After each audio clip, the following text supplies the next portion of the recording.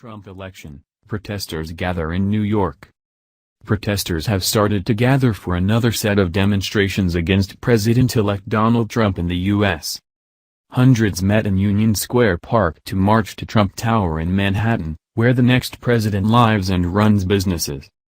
Protests this week in Portland, Oregon, turned violent and one person was shot, but most rallies passed off peacefully. Demonstrations are also scheduled for Saturday in Los Angeles and Chicago. A wave of protests has been taking place in parts of the U.S. since Mr. Trump's election victory took some by surprise.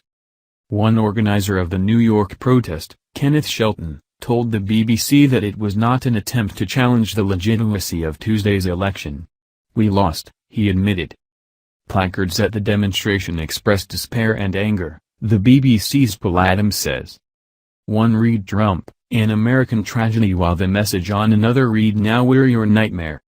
We must unite despite our differences to stop hate from ruling the land," organizers of the New York protest wrote on Facebook.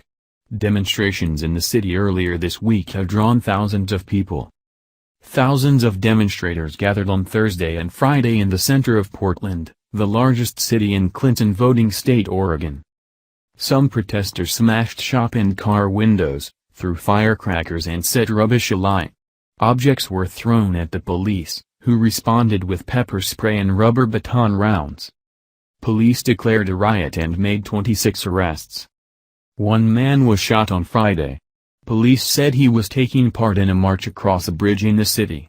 His injuries were not life-threatening, but his attacker is still at large.